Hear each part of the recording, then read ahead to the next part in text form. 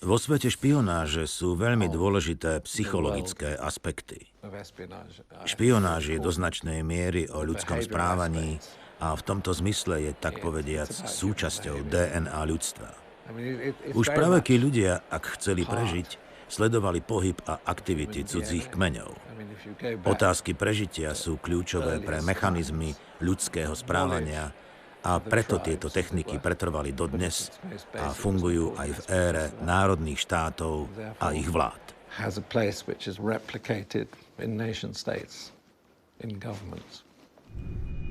Situácia v povojnovej Európe je plná chaosu a neistoty. Pôvodné politické a bezpečnostné štruktúry sa rozpadávajú a dochádza k masovému pohybu obyvateľstva. Zďaleka nejde len o dobrovoľné presuny. Milióny ľudí sú násilne vysťahovaní zo svojich domovov a presídlení do iných častí kontinentu.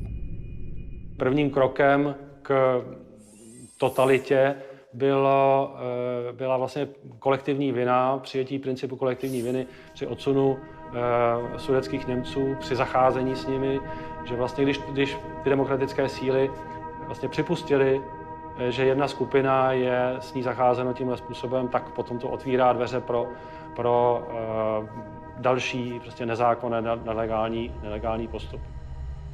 V tejto situácii neemigrujú len národy, ale aj bývalí príslušníci bezpečnostných orgánov. V nových, rýchlo sa meniacich pomeroch si hľadajú útočisko a svoje nové možné zaradenie. Odznova sa budujú štruktúry tajnej služby a polície. A politická sila, ktorá to v Československu chytí do rúk, sú komunisti. Ta komunistická strana se infiltrovala především do mocenských struktur, jako bylo ministerstvo vnitra. Méně se to podařilo třeba v armádě a ještě daleko méně třeba v justici. Takže se nedá říci, že by ta KSČ kala pozice úplně všude, ale velice správně vyhodnotila, že tím klíčem je ministerstvo vnitra a prostě ta státní správa, která je s tím spojená. Sme viac ako politická strana. Sme predvoj nového života. Tvoriac nové pomery, chceme tvoriť aj nových ľudí. V máji 1946 sa v Československu konajú posledné slobodné voľby, v ktorých sa nanovo rozdávajú mocenské karty. Krajina patrí podľa Jaltských dohôd do sovietskej sféry vplyvu a komunisti v demokratickej súťaži potrebujú politické víťazstvo za každú cenu. A s tým súvisí aj potreba financií na kampaň. Dlouhý průvod naložených vozů směřuje k nádraží. Vybudovať základy novej rozviedky dostane za úlohu bývalý zamestnanec exilovej vlády v Londýne Zdeněk Toman. Ten službu využíva na nelegálne podnikanie a vďaka tomu zabezpečuje komunistom časť peňazí na kampaň. Zdeněk Toman, pravým jménem Zoltán Goldberger, byl prvním nebo jedním z prvních velitelů toho odboru Z, tedy té zpravodajské služby. Byl jeden z lidí, kteří se podíleli na nelegálním financování komunistické strany po druhé světové válce spolu s dalšími několika lidmi pouze, kteří organizovali pašování různého zboží z Anglie do Československa, jako byly nylonky, cigarety. Do Anglie vozili ve velkém, v obrovských objemech, pašovali zboží a zisk z toho částečně si nepochybně nechali, ale ta drtivá část toho byla pro nelegální financování komunistické strany. V roku 1946 komunistická strana vyhráva voľby. Ale ich pozícia napriek tomu nie je jednoznačná. Politická opozícia stále jestvuje. Na Slovensku komunistov porazila Demokratická strana. Komunisti sú ešte ďaleko od toho, aby ovládli celý štát a mohli nastoliť svoju totálnu vládu. A preto vo februári 1948 zorganizujú mocenský prevrat, po ktorom nasledujú rozsiahle čistky. Jednou z ich prvých obetí sa napokon stane aj samotný Zdeněk Toman.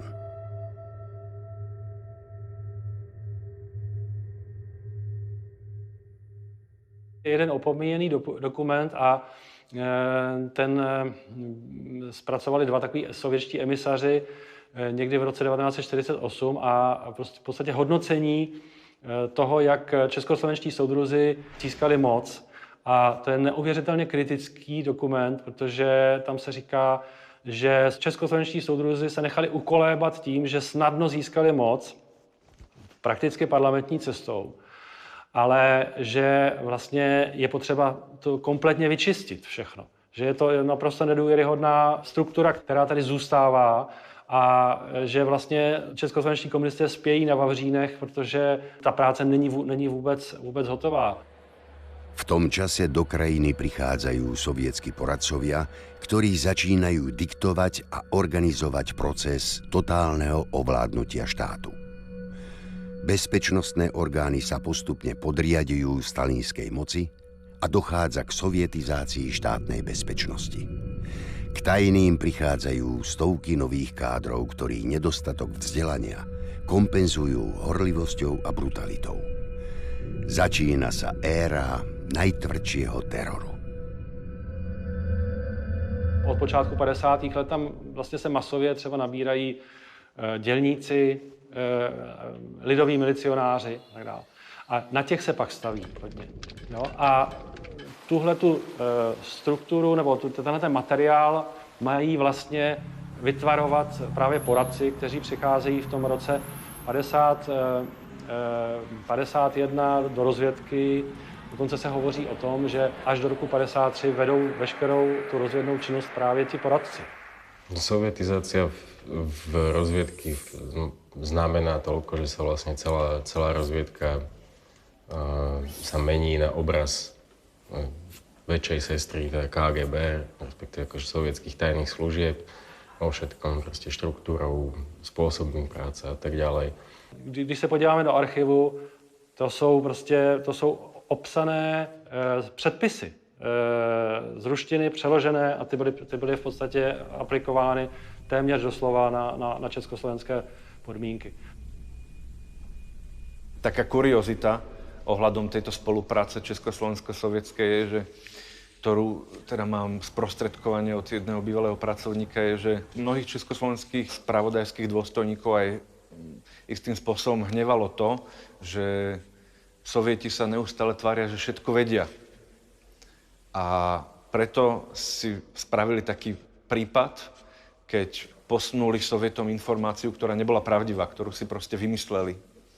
A sovietský dôstojník, sovietský liaison v Československu po prečítaní povedal, je to tak, ako vždy doteraz. Áno, máme už o tom isté poznatky, ďakujeme za informáciu. A tak naši spravodajci potom pochopili, že mnohé z tých vecí, ktoré sa Sovieti tvária, že vedia, nevedia, ale hrajú sa vždycky na toho väčšieho brata, ktorý musí mať nejaký náskok pred tými menšími sestrami.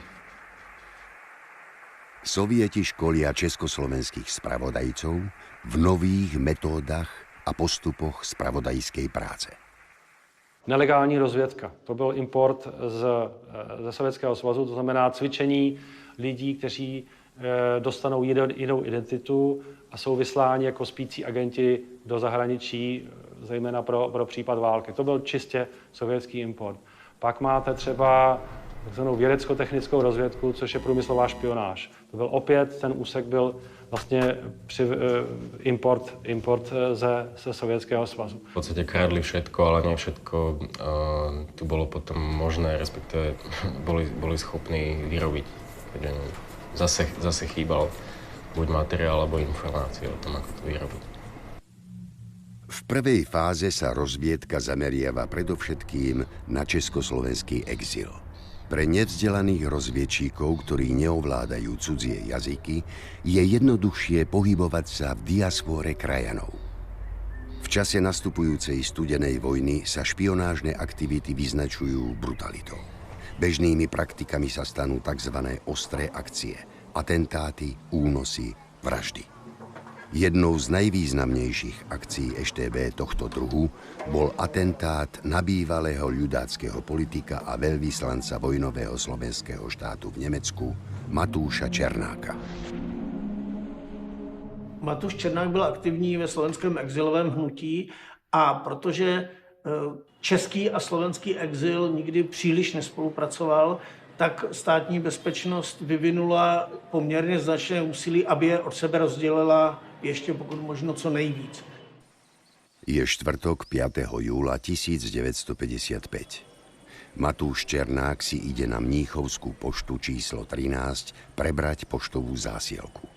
List od neznámeho adresáta chce otvoriť priamo na mieste.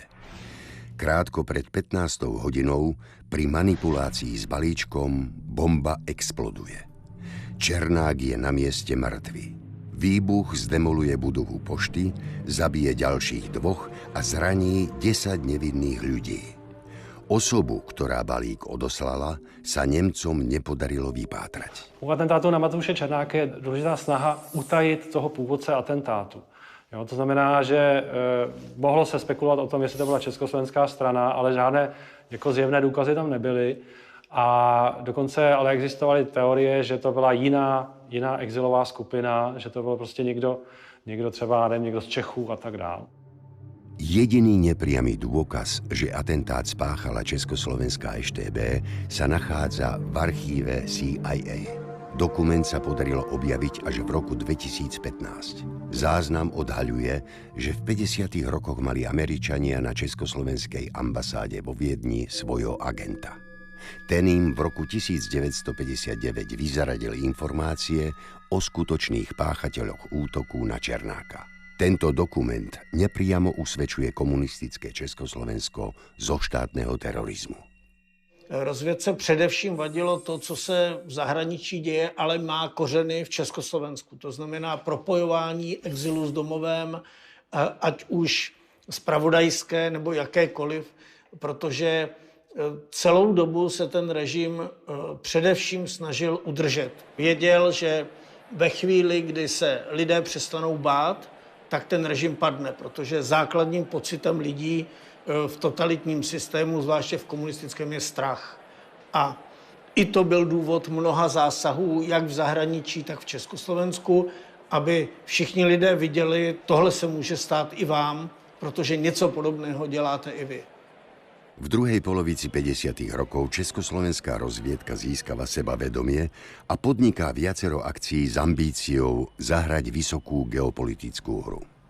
17. júna 1957 sa má v Štrasburgu konať recepcia Európskeho spoločenstva uhlia a ocele.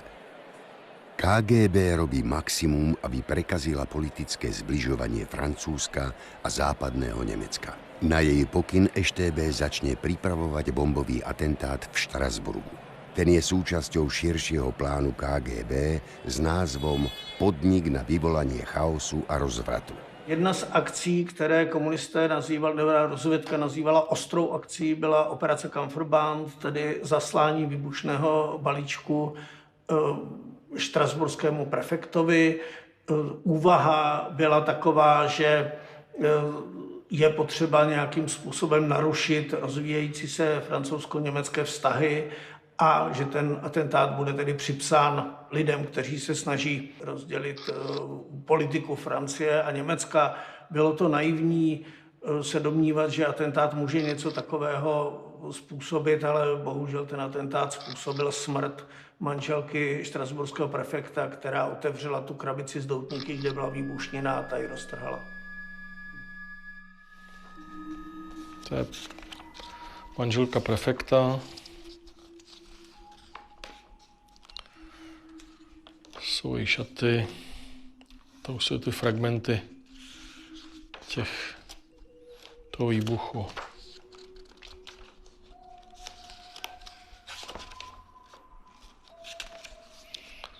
No, je to Francouzi, tak říkám, pro ně to byl jako velký případ, takže nevím, kolik takovýchhle výbuchů jakou prefektů měli. Moc asi ne.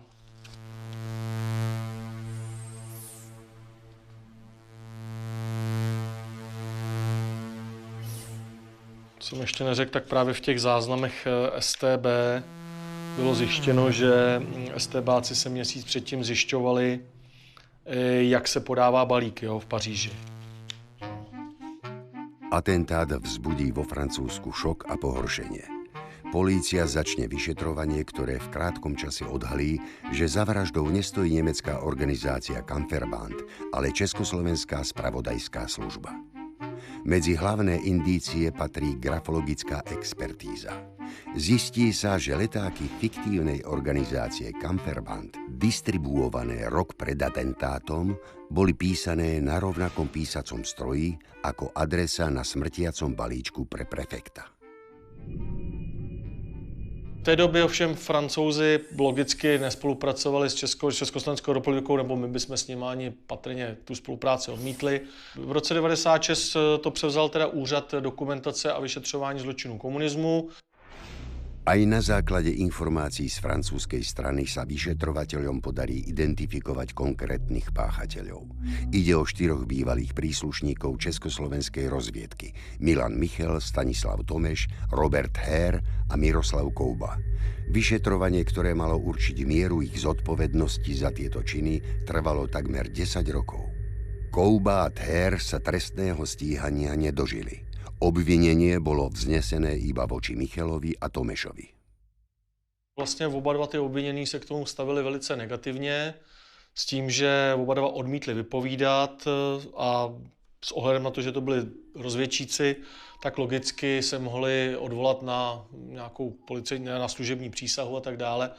Takže byl požádán ministr vnitra, který je zbavil mlčenlivosti. No a jeden z těch obviněných, pan Milan Michel, se k tomu vyjádřil tak, že se teda nikdy žádný vraždy nedopustil. Ve své funkci jsem postupoval vždy podle platných zákonů. Zproštění mlčenlivosti však bylo učiněno orgánem státu, který vznikl na základě vlastizrady Československé socialistické republiky, k níž jsem s mlčenlivostí vázán. Vzhledem k tomu, že ještě dodedávna a možná i stále je vlastizrada Československé socialistické republiky trestně stíhána, nejsem si jist právními následky porušení mlčenlivosti vůči tomuto státu a cítí se být stále vázán mlčenlivostí. A navíc k tomu dodal, že České republice nikdy nic nepřísahal, takže se k tomu nevyjádřil. Prípad sa dostal pred súd až v roku 2006. Obvinení po celý čas vinu popierali a vyhýbali sa účasti na pojednávaniach.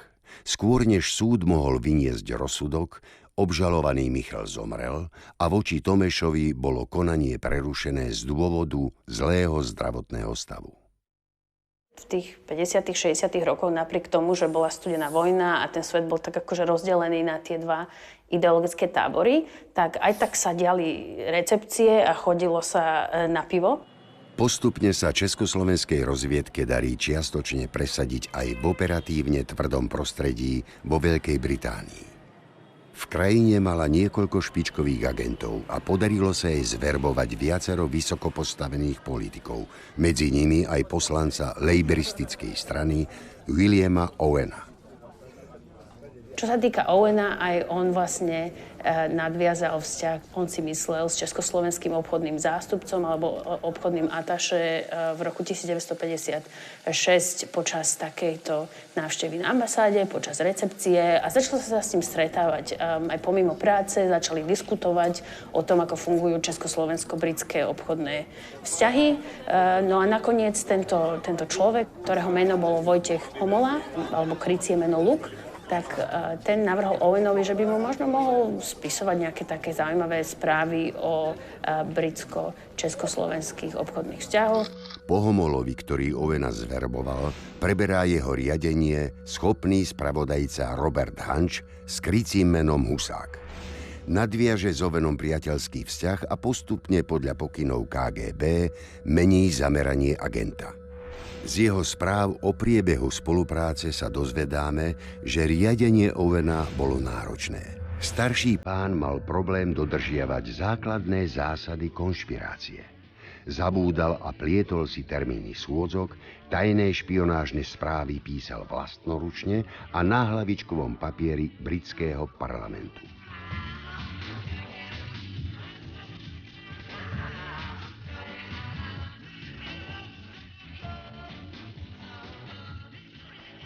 Postupne, ako sa Owen stával trošku dôležitejším a vlastne už dlho sedel v tejto konkrétnej komisii alebo v tomto konkrétnom výbore, tak sa o ňo začalo zaujímať aj viac KGB a začalo EŠTB vlastne diktovať, ako zamerať tohto agenta v rámci britského parlamentu. V roku 1968 utečie na západ príslušník rozviedky Ladislav Bittman a o rok neskôr aj Jozef Frolík. Na základe ich informácií britská strana Owena odhalí, v januári 1970 ho zatkne a zakrátko je postavený pred súd. Owen sám svoje konanie vysvetľoval tak, že bol československou rozviedkou zneužitý a zmanipulovaný. A hoci za správy, ktoré odovzdával, získaval peniaze a vecné dary, ako napríklad dvojtýždňový pobyt v Karlových Varoch, súd dopadne v jeho prospech. A Owen je oslobodený spod obžaloby. Ľutujete, že ste si od Čechov vzali peniaze? Bolo to nerozumné. Sám váš právnik opísal vaše konanie ako z časti nečestné a hanebné. Na čo presne podľa vás narážal? Na to, že som bral peniaze od Čechov. Prípady československých defektorov po roku 1968 boli pre západné krajiny veľmi dôležité. Na druhej strane to však neznamenalo, že by EŠTB prestala predstavovať hrozbu. No politické krízy, ako bol napríklad rok 1968, sú vždy príležitosťou na získavanie nových spravodajských zdrojov. Zlatá éra československé rozvědky končí okupací v srpnu 68. Část státní bezpečnosti se postaví proti okupaci. Jedna z věcí, která zlomí páteř státní bezpečnosti, je ta, že následné čistky a začátek normalizace vychvaluje lidi a důstojníky, kteří spolupracovali s okupační mocí. Rozvědka začíná normalizaci podobně jako celá státní bezpečnost v naprosté křeči, je paralyzována více než 10 defektory, kteří postupně odhalují její agenturu v zahraničí, metody práce. Ja potrebujem takú politickú informáciu, ktorá komunikáciu medzi krajinami, vnútra NATO, vnútra Európskej únie, Bratislava aj iné krajiny. Vo všeobecnosti existujú zhruba 4 motivácie, prečo agenti spolupracujú so spravodajskými službami iných krajín, alebo prečo sa z nich stanú tzv. Dvojití agenti. A je na to taká skvelá skratka, ktorá sa volá, že MICE. To M je money, teda peniaze, to I to je ideológia, to C je coercion, teda ako keby donútenie alebo také presvedčenie. A to je vlastne to, čo vidíme v prípade Williama Owena. No a to E je ego. Koľko potrebuješ peniaze? Koľko môžeš? 500 pre toho kamaráta. Koľko mi daj a keď nie, tak ti to dá. Áno, aj pre teba 500 pôjde. Tak to by. Palivo, toto vieš.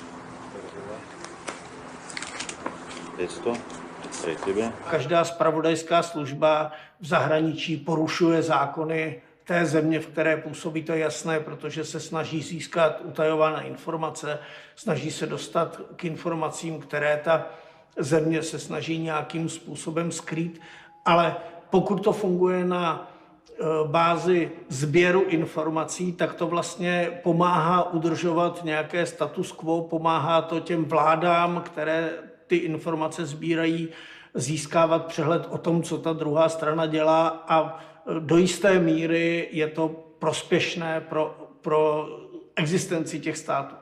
Pokud se ta jedna strana chová velmi agresivně, jako vidíme například diktátora Vladimíra Putina, pak dochází k tomu, co můžeme nazývat státní terorismus, a to je vraždy v zahraničí, provedené způsobem, kdy v podstatě to ten stát podepíše, kdy to není likvidace nepřítele, ale je to výhruška všem ostatním lidem, kdy na cizím území vyhazuje do vzduchu muniční sklady, jako v Československu, v Bulharsku, na Ukrajině a podobně. A to si myslím, že se dá nazvat státním terorem.